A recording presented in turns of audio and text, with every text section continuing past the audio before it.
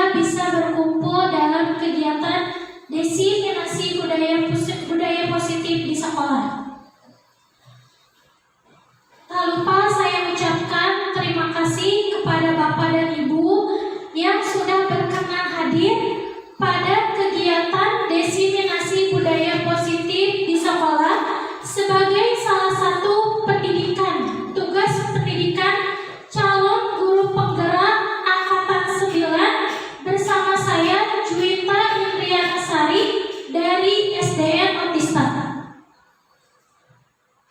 Ya Bapak dan Ibu, berhubung waktu menunjukkan sangat siang nih pukul 1, maka dari itu untuk lebih semangat kita ice breaking dulu ya Bapak dan Ibu. Mohon untuk kesediaannya berdiri semuanya.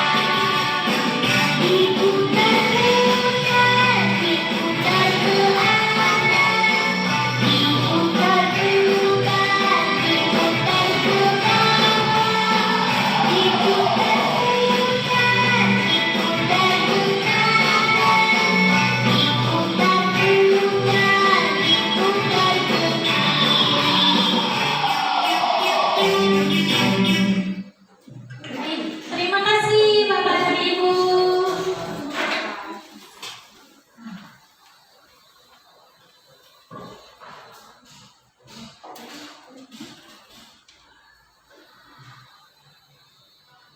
Ya, Bapak dan Ibu, di sini saya akan mendiseminasikan mengenai budaya positif di sekolah.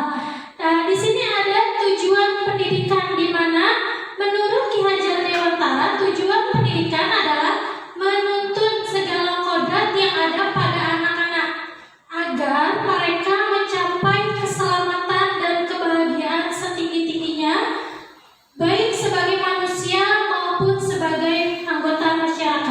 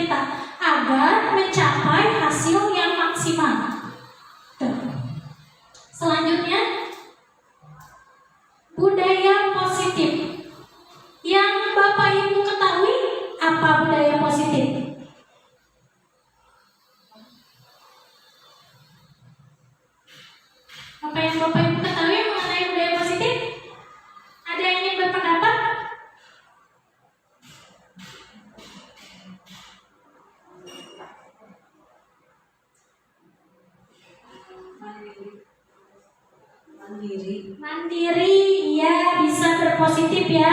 Apalagi kan? Menjaga lingkungan ya. Ya, bisa jaga lingkungan menjadi lebih baik. Ada yang ingin berpendapat lagi? Nah, budaya positif. Budaya positif ini nilai dan kebiasaan di sekolah yang berpihak pada murid agar mereka dapat berkembang menjadi pribadi yang kritis, penuh hormat, dan bertanggung jawab sesuai dengan profil pelajar Pancasila. Ya, itu.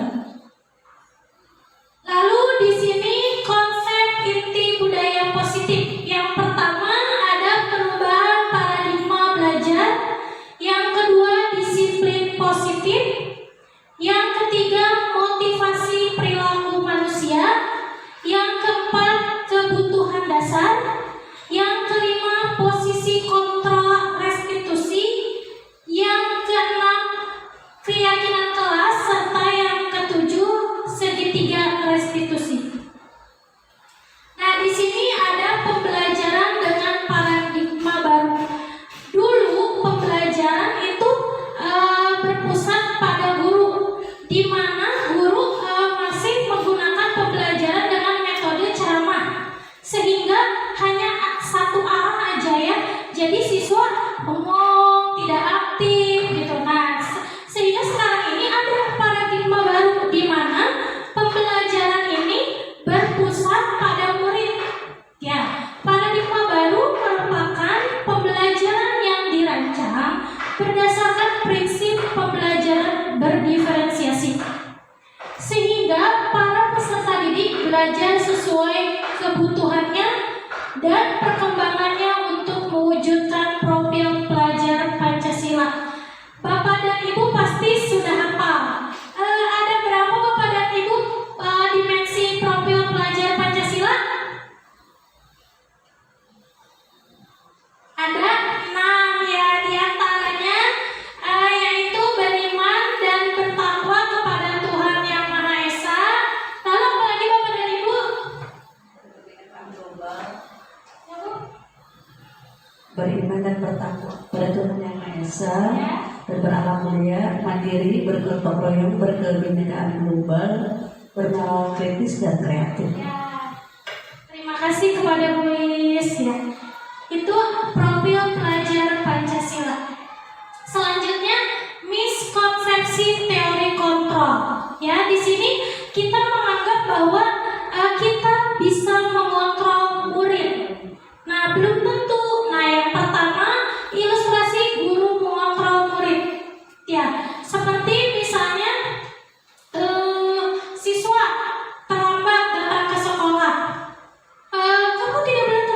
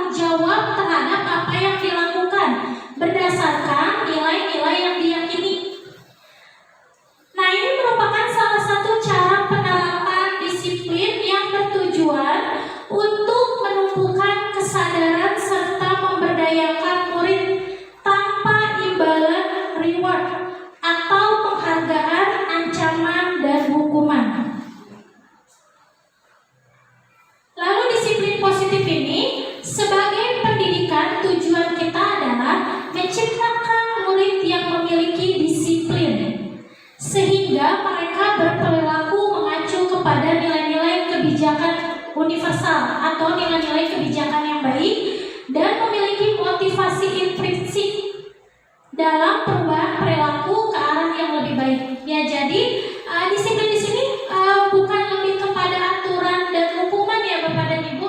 Jadi kesadaran diri murid atas tingkah lakunya. Jadi mempunyai rasa tanggung jawab atas sesuatu hal. Di situ disiplin positif. Lalu nilai-nilai kebajikan. Nah, Bapak dan Ibu pasti sudah membuat keyakinan kelas atau kesepakatan kelas ya Bu ya Pak ya. Nah, dan di sini tentunya ada nilai-nilai kebajikannya. Di mana nilai kebajikan itu nilai positif pada manusia untuk mencapai tujuan. Di sini nilai yang disepakati bersama, lepas dari suku bangsa, agama, budaya dan latar belakangnya, ada beberapa dari institusi atau organisasi yang sudah kita hafal betul. Tentunya ini profil pelajar Pancasila yang tadi sudah disebutkan oleh Ibu Is, diantaranya beriman dan bertakwa kepada Tuhan Yang Maha Esa, berakhlak mulia, kebinekaan global, gotong royong, mandiri, kreatif, dan bernalar kritis. Nah, di sini juga ada dari organisasi yang lainnya, seperti dari Ibu Primaries Program, lalu dari keterampilan hidup.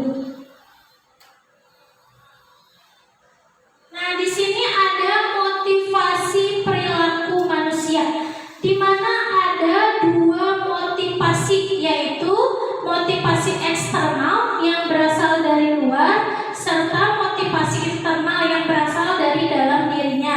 Nah, di sini yang pertama motivasi eksternal untuk menghindari ketidaknyamanan atau hukuman. Jadi ada siswa yang dia tuh sudah taat datang tidak terlambat mengerjakan tugas.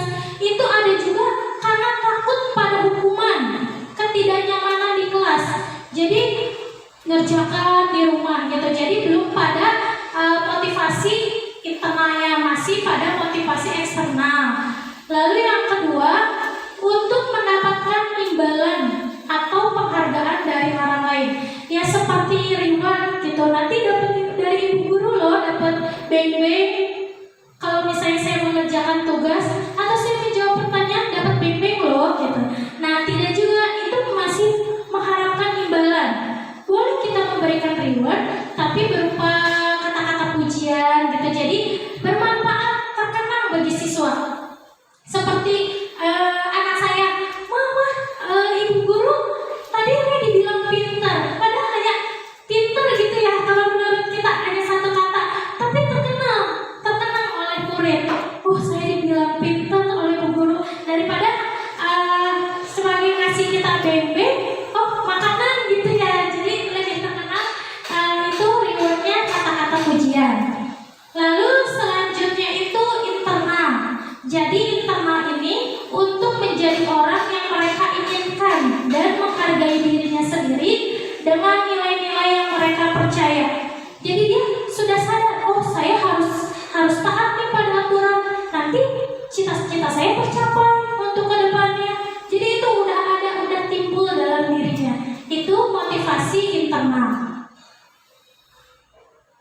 Lalu selanjutnya ada hukuman, konsekuensi, dan restitusi. Di mana dalam hukuman ini, hukuman itu sifatnya langsung.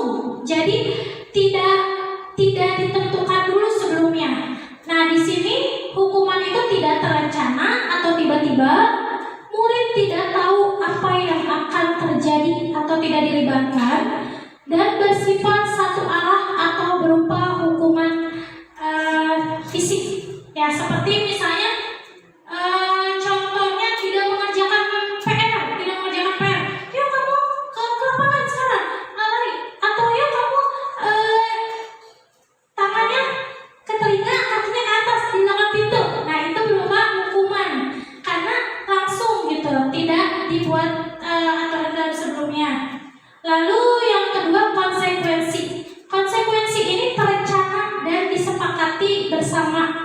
sesuai dengan peraturan, lalu murid tetap dibuat tidak nyaman. Tentu dibuat tidak nyaman karena kalau dibuat nyaman, saya lanjut aja berbuat kesalahan, nyaman ini kok, ya tentunya makanya dibuat tidak nyaman. Tapi disepakati secara bersama. Lalu sikap guru selalu memonitor murid, jadi mengawasi murid. Lalu yang selanjutnya restitusi, di mana proses ini mengkondisikan murid untuk memperbaiki kesalahannya. Proses berkolaborasi yang mengajarkan murid untuk mencari solusi. Jadi jika murid itu bersalah, kita itu berkolaborasi, kita itu bersama-sama menyelesaikan masalahnya. Nah, guru hanya memberikan arahannya aja.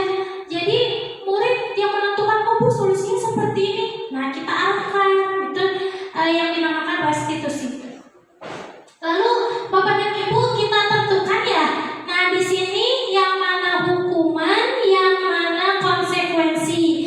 Yang pertama, lari mengelilingi lapangan 2 kali karena terlambat datang ke sekolah. Menurut Bapak dan Ibu ini hukuman atau konsekuensi? Ya, hukuman.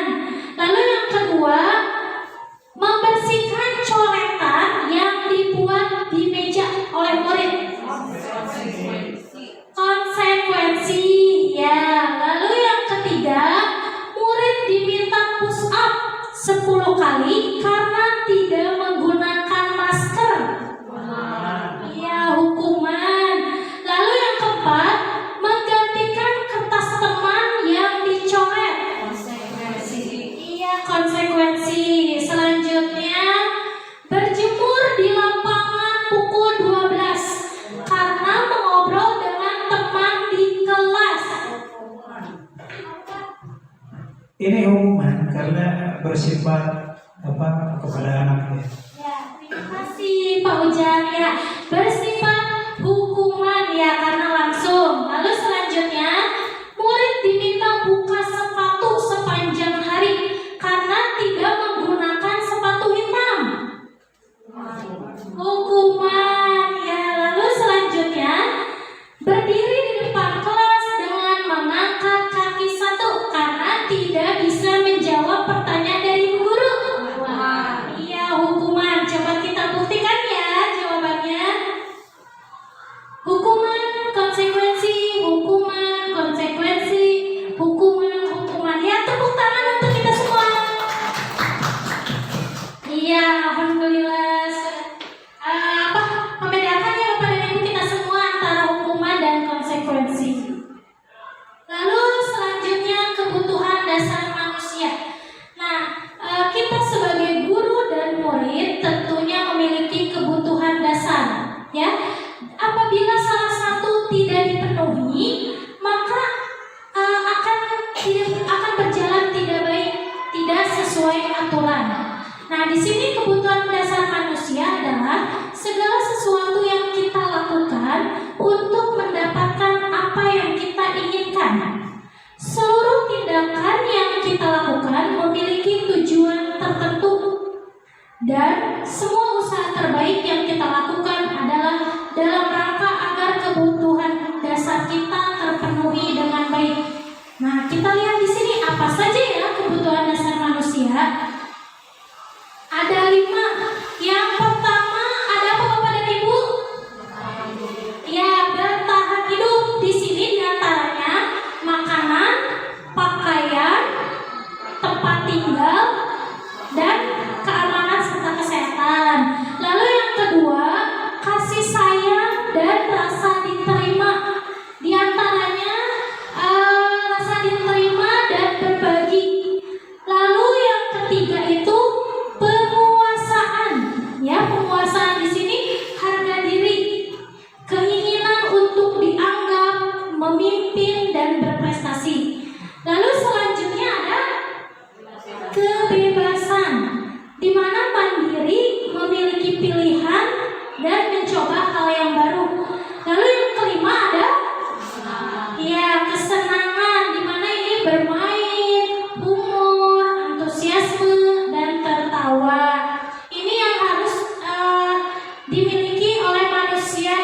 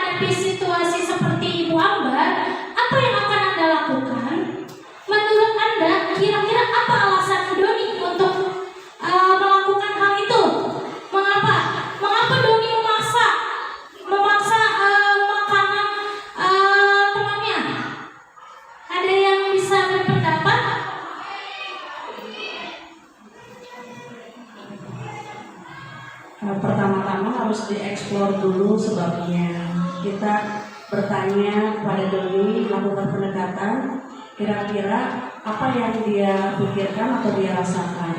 Karena bisa jadi memang betul-betul lapar, tidak dibekali oleh orang tuanya, atau bisa jadi karena mencari perhatian. Jadi kita harus pastikan dulu kebutuhan dasar yang tidak terpenuhi dari Doni itu apa, karena kebutuhan fisik tadi lapar atau kebutuhan naluri, apakah kasih sayang gitu.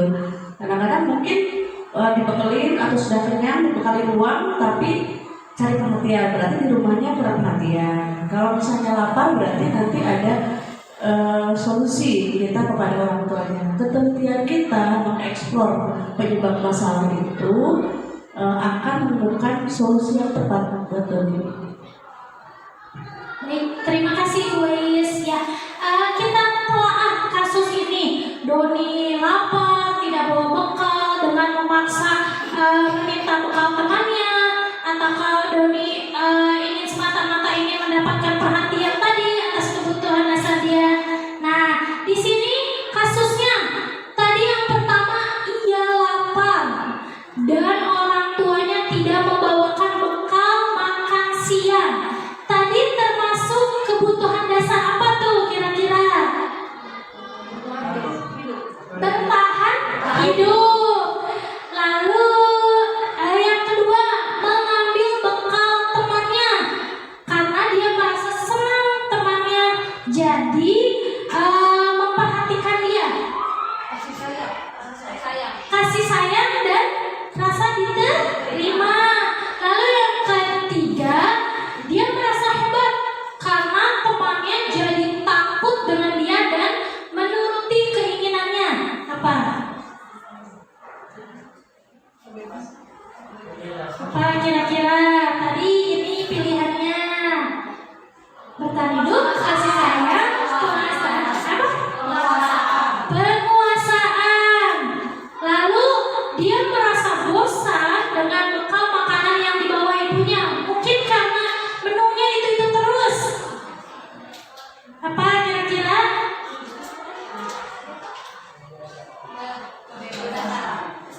Kebebasan. Lalu selanjutnya iseng saja dan ia menikmati ekspresi wajah teman-temannya yang kesal karena diambil makanannya. Kesenangan. Coba kita buktikan ya.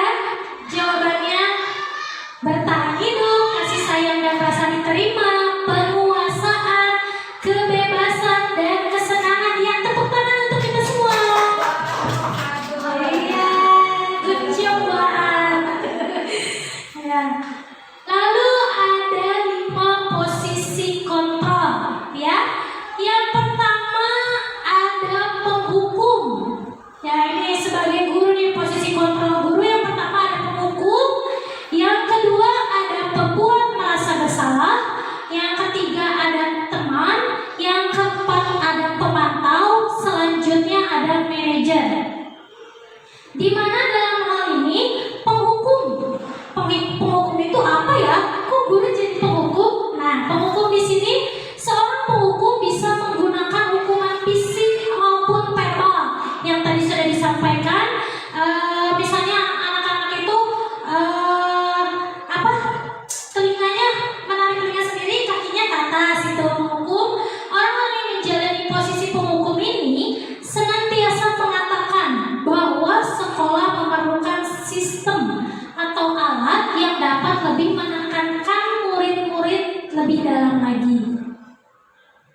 Lalu yang kedua ada pembuat merasa bersalah. Ya, jadi kita posisinya guru ini akan bersuara lebih lembut, ya, tetapi pembuat rasa bersalah akan menggunakan keheningannya yang membuat orang lain merasa tidak nyaman, bersalah atau rendah diri. Ya, jadi anak itu berarti aku yang salah, berarti karena saya ya gitu. Pembuat rasa bersalah. Lalu di sini teman. Guru memposisikan sebagai teman di mana tidak menyakiti murid, namun akan tetap berupaya mengontrol murid melalui persuasi. Jadi mengajak murid, ayo kamu nggak bisa, ayo ibu bantu ya, agar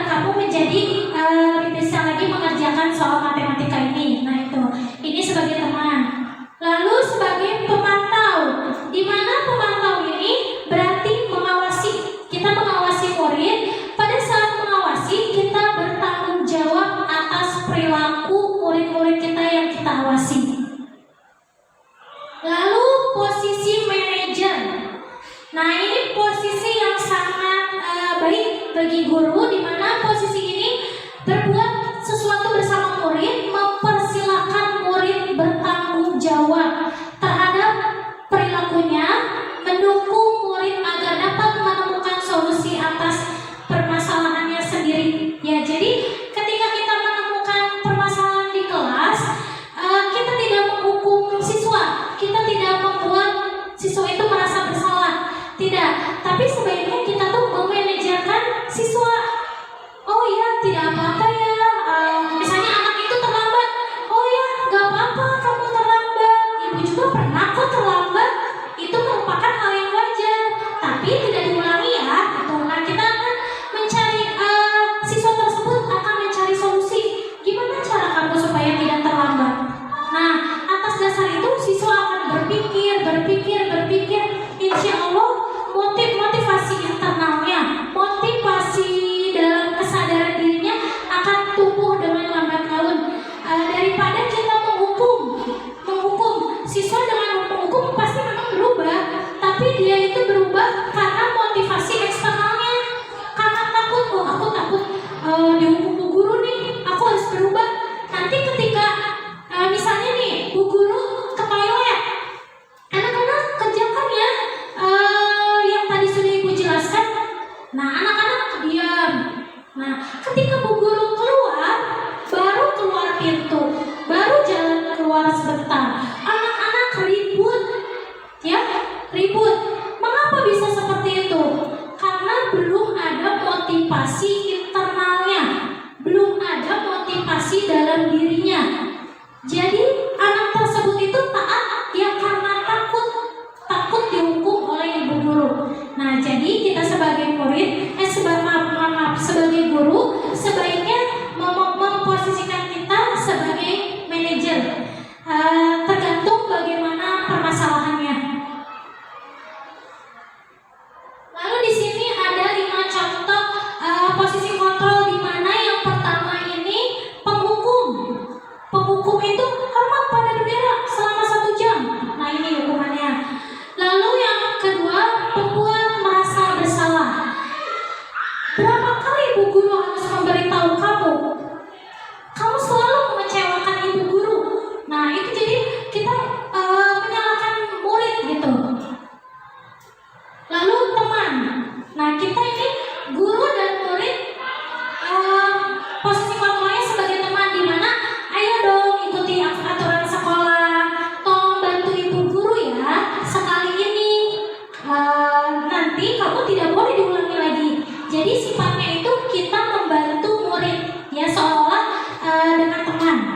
Lalu selanjutnya pemantau, di mana pemantau di sini kamu sudah melanggar peraturan sekolah, kamu harus tahu konsekuensinya. Setelah upacara kamu beli atribut ke koperasi, tapi jangan diulangi lagi ya. Nah, di situ pemantau. Nah, di sini manajer bertanya kepada murid, apa kamu tahu kesalahanmu? Kira-kira bagaimana kamu memperbaiki kesalahanmu? Jadi guru ini bertanya kepada murid, apa ya kesalahannya? Memvalidasikan kesalahan dia, tindakan dia. Bagaimana solusinya? Ya, dengan keyakinan kelas. Nah, selanjutnya ada keyakinan kelas. Nah, di sini mengapa harus keyakinan kelas? Mengapa bukan peraturan kelas? Nah, tentunya kita di kelas itu ada keyakinan kelas, ada peraturan kelas. Peraturan kelas ini dikembangkan menjadi keyakinan kelas. Nah, keyakinan kelas ini ditentukan oleh siapa? Oleh semua murid. Semua murid berpendapat apa yang mau mereka yakini di kelas. Nah, itu dinamakan dengan keyakinan kelas. Nah, di sini tadi keyakinan kelas, tentunya dalam keyakinan kelas ini ada nilai-nilai kebajikan yang tadi disiplin, beriman, bertakwa, mandiri, kreatif. Lalu selain itu ada kesehatan, keselamatan, kerapihan, kebersihan. Nah, di sini aku berangkat ke kantor menggunakan helm. Menurut ibu dan bapak, keyakinan kelas apa? Siswa ini berangkat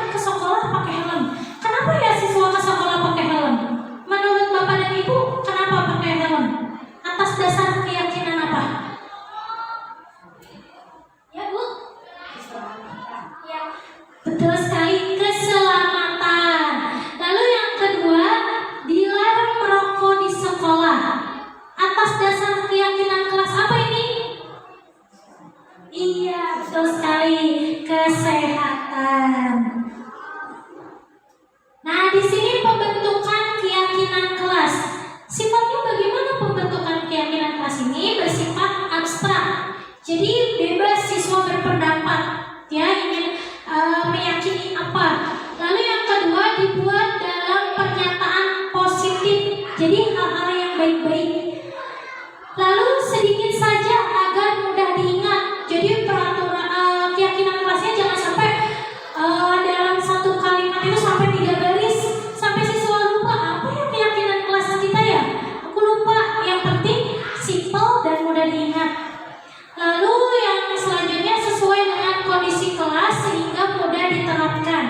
Jadi membuat keyakinan kelas ini kita lihat situasi sekolah kita bagaimana, situasi kelas kita bagaimana. Lalu yang selanjutnya semua warga kelas dilibatkan saat membuat keyakinan kelas. Ya, jadi semua bermusyawarah, semua berpendapat apa yang mau diyakini atas kelas kita. Nah, selanjutnya ada segitiga restitusi. Apa ya segitiga restitusi? Nah, segitiga restitusi ini yaitu suatu proses dialog yang dijalankan oleh guru agar dapat menghasilkan murid yang mandiri dan bertanggung jawab. Mengapa segitiga? Mengapa tidak persegi? Persegi restitusi. Ya, karena ini memiliki 3 langkah atau 3 tahap. Ya, yang pertama ada yang paling bawah Bapak dan Ibu, menstabilkan identitas. Yang kedua ada validasi tindakan yang salah. Selanjutnya ada menanyakan keyakinan. Nah, apa itu menstabilkan identitas? Menstabilkan identitas di sini berdasarkan prinsip membuat kesalahannya adalah bagian dari proses pembelajaran. Nah, biasanya menstabilkan identitas di sini kita bertanya, kita bilang seperti yang tadi saya sampaikan, anak tersebut terlambat. Oh, tidak apa-apa, itu merupakan hal yang wajar kok. Ibu guru juga suka terlambat ke sekolah karena ban ibu kempes di jalan. Nah, itu menstabilkan identitas. Selain berkata seperti itu, tidak ada manusia yang sempurna.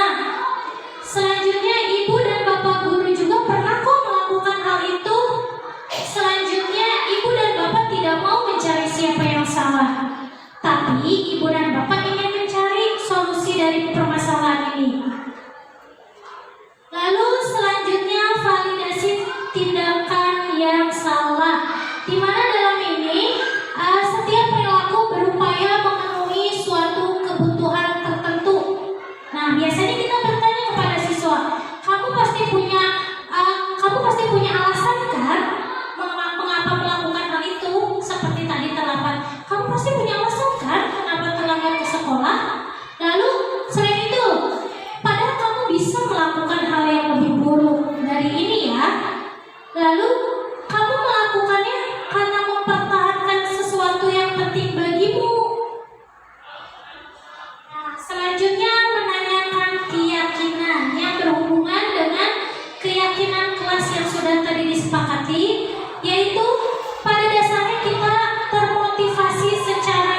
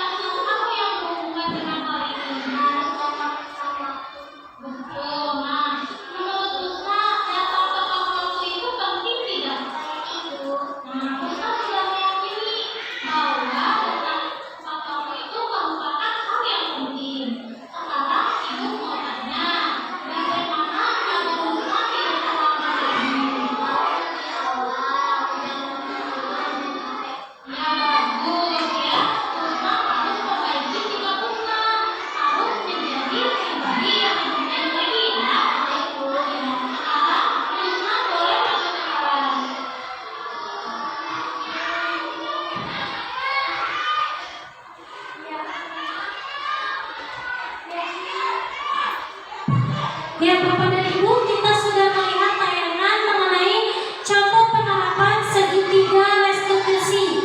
Ada yang bisa berpendapat dari hasil tayangan video tersebut? Ada yang bisa berpendapat? Ya, tadi itu Husna datang terlambat ya ke sekolah. Tadi Husna berangkatnya jam berapa Bapak dan Ibu? 7.30. Iya, 7.30, sedangkan masuk sekolahnya jam berapa? 7. Iya, otomatis Husna itu datang terlambat ke sekolah. Karena apa alasannya tadi Bapak dan Ibu? Tidurnya terlalu malam, lalu main HP. Ya, sehingga tidurnya larut malam dan bangunnya kesiangan ya ke sekolah. Selalu seperti itu. Nah, tindakan guru yang baik yaitu bagaimana kita menanyakan tindakannya tadi, menstabilitaskan tindakannya. Kenapa kesiangan? Oh, ini merupakan hal yang wajar loh. Kamu tidak apa-apa kesiangan, tapi jangan diulangi. Gitu.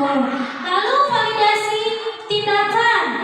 Validasi tindakan ini, murid ditanya alasannya apa? Mengapa Husna terlambat datang ke sekolah? Nah, murid tersebut menceritakanlah. Nah, selanjutnya kita meyakini, kita kaitkan dengan keyakinan kelas kita. Husna, keyakinan kelas kita apa ya? Nah, kata Husna tadi berkata, oh datang tepat waktu Bu. Iya, berarti Husna belum meyakini keyakinan kelas. Ya, kamu harus bisa berubah, harus ada motivasi dalam dirinya.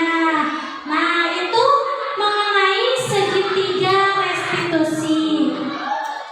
Nah, Bapak dan Ibu, tentunya kita harus menerapkan budaya positif kita